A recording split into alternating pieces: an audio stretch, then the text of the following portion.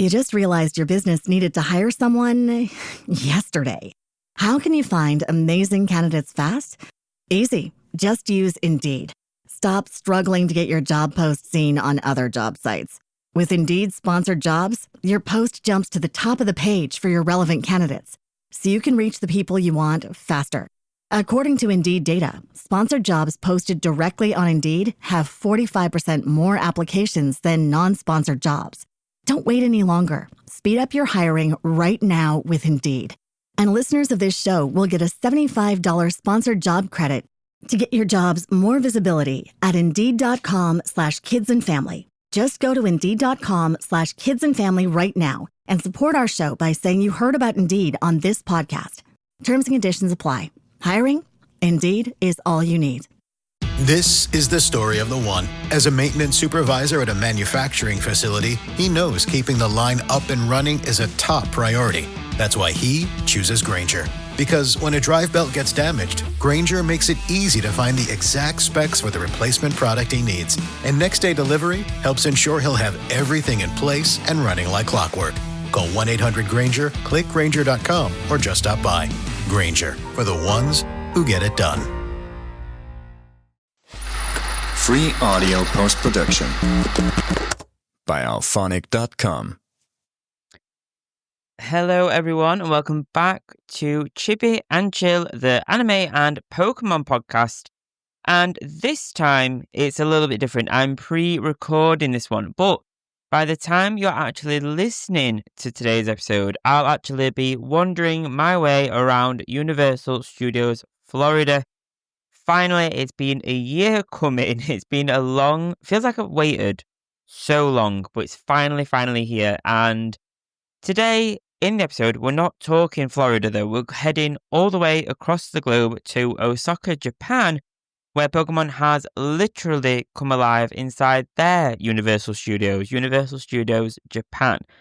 So Pikachu, Charizard, all your favourite ones, including mine, Mimikyu, isn't just on your Switch anymore or on your phone. It's in the theme park, it's on the streets in Osaka, and it's in your snacks and everything. If you can think of anything Pokemon themed, it'll be in Universal Studios Japan. And we're going to go and break all of it down, how this collaboration started, what it's like inside the park, and my own thoughts as a lifelong Pokemon fan, a Pokemon trainer, and what the future of this might hold. We've already seen some tidbits, some rumours, and we've seen already that there is a like permanent park coming to Japan as well, which is Kanto Park. We saw that during the Pokemon Direct. So, if you've ever dreamed of catching them all while walking through Universal Japan, buckle up, because today is going to be a long but fun one focused on how you can experience Pokemon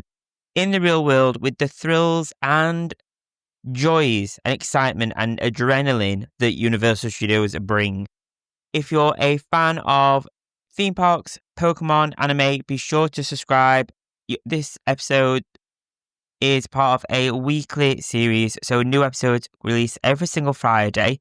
If you follow me on Instagram and TikTok, brilliant, great. If not, search Chibi Trainer and you'll find new content every single day on both channels, both areas, both profiles. Find me over there and you'll have a load to dive into while you wait for the next episode to release. But let's go into some of the background and build up of how this kind of came about. We obviously know Japan is the center for Pokemon and Pokemon's really well known, but how did it start with Universal? So this came to be all the way back in 2021. Pokemon and Universal announced a collaboration that was perfectly timed for Pokemon's 25th anniversary, which was massive. There were card sets and everything. I'm sure if you're already a Pokemon fan, you'll remember that pretty well. But honestly, it could have been better planned for Universal. Back by then, Pokemon wasn't just another game franchise. It was the most globally recognized Japanese brand. Like Pikachu is literally more recognizable worldwide than Mickey Mouse, which is actually wild to kind of think about. Like Mickey Mouse is absolutely iconic, and for Pikachu to be more recognizable than that is an enormous feat. Universal Japan wanted something fresh to rival other mega attractions like Harry Potter World, Super Nintendo World, which funnily enough now they've kind of merged together now, but back then they weren't. And Pokemon made perfect sense. They weren't just looking for something like a little Pokemon Day event or something like that, or a themed popcorn bucket, for example. They wanted something immersive, never before seen attractions, and ones that would make people, Pokemon trainers specifically, flock to the theme park, flock to Osaka to come to this Pokemon world, I guess. And here's what made it special. Pokemon Go gave us the AR Pokemon in the real world, but Universal Studios Japan took that idea and basically cranked it up. Instead of looking at your phone, you're standing in a theme park where giant Pokemon are battling in front of you, parades are rolling by with Pikachu confetti, and you can even interact with Pokemon through like the special devices, the food, the events that go on. It's that difference between just being on your screen, whether it be a phone or a Switch, and full on live, in-person stuff going on around you within like the Pokemon area that it's kind of deemed in. It's mind-blowing how they kind of go about this. If you've ever been to a theme park, a Universal theme park, you'll kind of know that they go all out with the theming and the scenery, and they do this for Pokemon as well. So let's dive into like the experience at the park. So let's step into the park together, close your eyes and just use your imagination. You're walking down the main avenue of Universal Japan, and when suddenly the music kicks in, floats start rolling out, and it's the Pokemon parade. Right in front of you, giant Pikachu waves at the crowd, followed by Eevee doing its adorable little hops to keep up the pace. Then comes Charizard roaring with smoke effects and lighting. Behind it, dancers in colourful Pokemon-inspired costumes, tossing confetti, waving. Everyone's dancing. The energy is wild. It's insane. Kids are screaming. Adults are screaming. And honestly, so are you. But the parade isn't just the appetizer. The real spectacle comes with the Pokemon shows. Imagine projection mapping across an arena, across the streets, combined with live actors, giant animatronics, digital Pokemon clashing in front of you. That kind of vibe, like anything you can kind of really think of, these costumes, these battles going off and people waving, there's music, there's dancing. There's everything you can kind of imagine within the Pokemon world going off literally on the streets of Universal Japan. You're seeing Lucario, Gengar, Charizard, and they're all just there for everyone. There's so much going on. You can take photos, selfies with them, dance with them. There's everything going on. And it doesn't even stop there. With special encounters where you can have their photos with them. Pokemon Go, you can even have augmented reality. So you can still have that phone experience.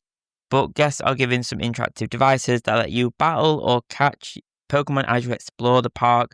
So while you're munching on like a Pokeball churro or a Pokemon themed drink or burger, you might suddenly get an alert, time to face off with a wild Snorlax hiding near the ride's entrance. There's so much detail that goes into this kind of stuff. And food and merch, obviously, it's one of the biggest kind of attractions, especially for me. I love merch and I love themed food. So these are huge within the theme parks anyway, especially the Universal ones. Think like Horror Nights and how they have so much themed food for Horror Nights specifically. It's the same, but for Pokemon. So like a Pikachu popcorn bucket, limited edition plushies wearing Universal Japan outfits, themed drinks, themed food. It's everything you can think of to truly have that immersive experience. And here is the kicker. It's all exclusive. So you can't get this in Florida. You can't get it in Hollywood or Singapore. These runs are limited and seasonal. So it's not something that you can go to year round. And that's something that builds that kind of anticipation for the event as well. It makes it super kind of exclusive. It's very Japanese in the best way. If you're a merch collector or a Pokemon trainer, you best believe that your suitcase will be stuffed by the time you get home. And I can kind of vouch for this. I've not been to USJ, but I've been to Universal Florida. And obviously at the time of listening to this, like I said, I'm on my holiday over there as well. So it's kind of the amount of merch you pick up and the amount of things you try and bring home with you is absolutely wild. It is absolutely wild. It is so exciting to kind of bring home the pockets of mementos and memories through a physical kind of sense. Like I brought back a load of Horror Nights cups or t-shirts, or did I bring some food? I brought some food back. I brought some kind of like American candy and things like that with me back. So it's that kind of thing. I always take like half a suitcase. How little things can I take? How much less clothing can I take to fit in more merch? Because I am a person that absolutely loves merch. I'm not going to lie. But I've been a Pokemon fan since the days of like Red and Blue, Gold and Silver, and the idea of seeing Pikachu in a full-blown parade just hits me right in the feels, if I'm honest. It hits me with that kind of pure nostalgia. And honestly, it's that kind of excites me the most. It's that feeling of being the closest you've ever been to seeing a real Pokemon battle or event or Pokemon in the real world outside of the anime or outside of the games. And I can't help but kind of compare this to other theme park collaborations. So Disney has like Marvel and Star Wars. Universal itself also does now have Nintendo and Harry Potter. But Pokemon might actually kind of outshines those in terms of global love and global appeal. I mean, if you ask anyone, if you ask your parents, your friends, random strangers, they all know Pikachu. They might not know many other Pokemon or any others at all, but they all know the yellow electric mouse, Pikachu. Would I travel for this? Absolutely. Absolutely. Universal Japan is on my list. I'm going to be getting married soon within next year. I'm getting married. So the honeymoon, the full on honeymoon is going to be in Japan, and we are going to Universal Japan as part of that trip. So I cannot wait. And I can only hope and pray that something Pokemon themed is going off in Universal Japan while we're there. But I'd argue that it stacks up right alongside Nintendo World and the Mario Kart ride. I think all of this kind of theming and event and exclusiveness does stack up against these big other franchises that you can go and visit during your visit to Universal. If you're planning a trip to Osaka, Pokemon is like the cherry on top of an already out of this world and unbeatable park experience. It's if you're already going for a theme park, but you're already a Pokemon fan, then it brings the trip to a whole nother level. But right now, let's talk the future of the park. These have been going on for a little bit, but right now Pokemon at Universal is mostly seasonal and parades, but there are already big rumors, of a full Pokemon-themed land coming by 2028 or so, roughly. So imagine this, you're on a dark ride based on Pokemon Snap, where you're taking pictures of Pokemon in different environments, or maybe a safari-style ride where you encounter wild Pokemon in a jungle setting, even interactive battles where your wristband works like the power-up bands in Nintendo World, except instead of collecting coins, you're catching Pokemon around the park. And of course, the big question is, will Pokemon expand beyond Osaka? Could we see a Pokemon Universal Orlando, or even Singapore, maybe Florida? Nothing's confirmed yet, unfortunately, but we're given the global power of Pokemon. I wouldn't be surprised that they kind of bring this to the other parks. We see the demand that Pokemon has. It has such a huge demand, and I think it's only a matter of time before we start to see Pokemon be brought into the other Universal parks. We kind of seen the same with some anime inspirations coming through with the Fan Fest. We've seen One Piece, we've seen Jujutsu Kaisen, we've seen Chainsaw Man for Horror Nights. It's dripping through, and I think it's a waiting game, I think.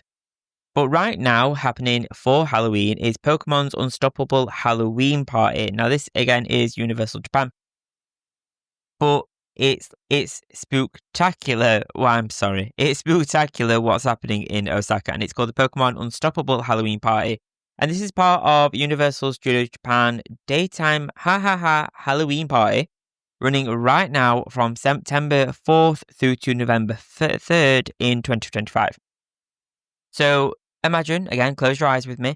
You stroll into Gareth Park, which for the season becomes a haunted Pokemon rave. DJ Pikachu and DJ Gengar hit the stage, dropping remixes that fuse hard rock and dance beats crafted by Deco27. So joining them are a spooky crew of ghost-type Pokemon Mimikyu, my fave, Banette, Mischievous, and newcomers Litwick and Pumpkaboo, all dancing under the colourful lights of the main stage. And there's a parade, there's photo ops, there's everything. The energy is wild, it's insane. But you're not just watching this, it's interactive. You're called to dance, jump, cheer, and call response wave, and decide which track wins the final battle. And the two battle trainers that are like one for Pikachu, one for Gengar, there are two twins named Bun Bun and Ban Ban that add to the drama. They kind of duke it out over whose music the crowd wants next, like bass heavy beats or roaring metal, and the final song is chosen by the energy and applause of the audience. It's wild, spontaneous, and I love that it's kind of different every night or every day, I guess. But as for timing, the party runs multiple times a day. So some current showings look like they're going off at 9:55, 11:35, 2:15, and 3:50. So times may shift, but they kind of always keep that up to date on the Universal Studios app anyway. But of course, I've already mentioned the food and stuff at Universal, and it's the same. There's spooky themed food like drinks, burgers.